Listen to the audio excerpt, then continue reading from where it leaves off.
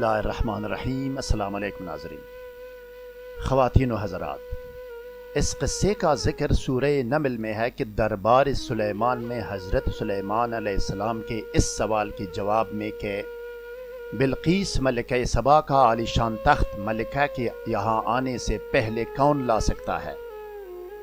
تو دربار میں موجود ایک قداور و دیو ہیکل جن نے کہا، میں وہ تخت اس مجلس کے برخاست ہونے سے پہلے لا سکتا ہوں، اور میں طاقتور ہونے کے ساتھ ساتھ امانت دار بھی ہوں۔ اسی لمحے میں دربار میں موجود ایک صاحب علم شخص نے کہا کہ میں ملکہ سبا کا تخت پلک جھپکنے سے پہلے حاضر کر دوں گا۔ چنانچہ اس نے ایسا ہی کر دیا۔ ناظرین محترم، سونے چاندی اور ہیرے جواہرات سے بنا ہوا عظیم الشان تخت بلقیس کو 1500 میل دور مغرب جنوبی یمن سے فلسطین یروشلم میں لایا گیا، وہ بھی پلک جھپکنے سے پہلے۔ لانے والا شخص کون تھا؟ یہ کہا گیا ہے کہ یہ شخص حضرت سلیمان علیہ السلام کا وزیر آصف بن برخیا تھا، اور یہ بھی کہا گیا ہے کہ اس کے پاس اسم اعظم کا علم تھا، اور یہ بھی کہا گیا ہے کہ وہ اسم اعظم یا حی یا قیوم تھا، یا یک یا ذوالجلال والاکرام تھا۔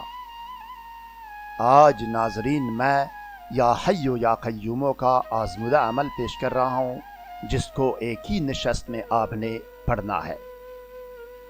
مزید جاننے اور آگے بڑھنے سے پہلے اس ویڈیو کو لائک کریں، اسکالر ٹی وی کو سبسکرائب اور بیل آئیکن پر کلک کریں۔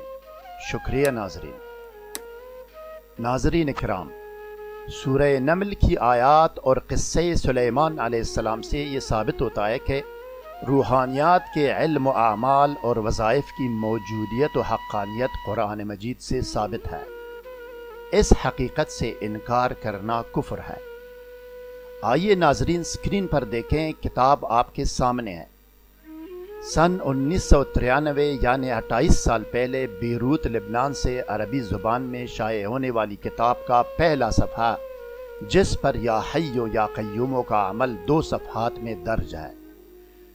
ریڈ لائن سے عمل کی نشاندہی ہوئی ہے، صاف نظر آ رہا ہے آپ کو۔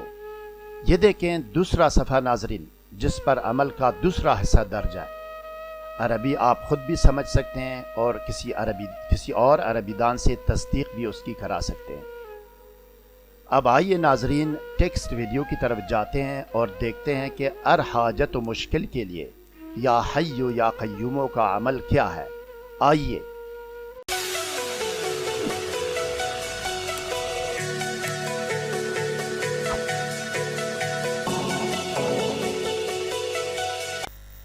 خبردار، ناجائز، نامشروع، خلاف قانون مقاصد، ارادوں اور انجام کے لیے کوئی بھی عمل کرنے کی اجازت نہیں ہے۔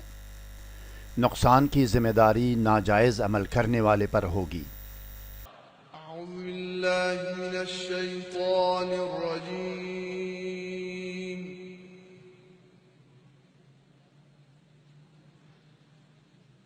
بسم اللہ الرحمن الرحیم۔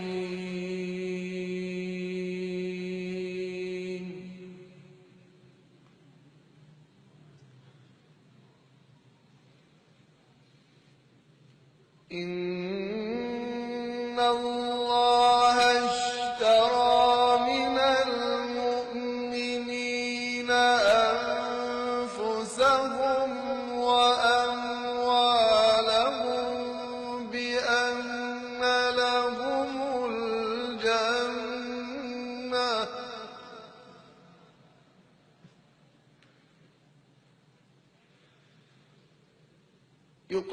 يقاتلون في سبيل الله فيقتلون ويقتلون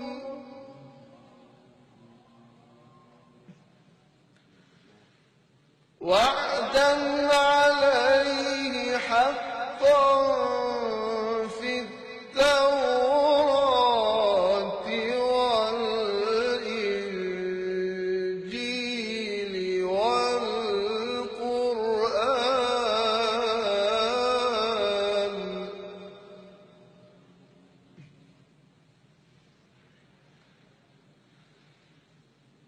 ومن أوفى بعهده من الله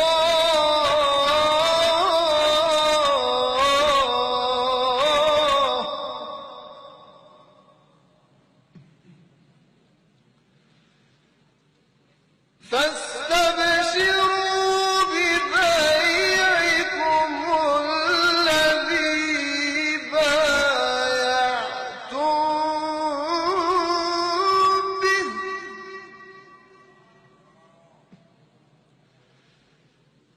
وذلك هو الفوز العظيم.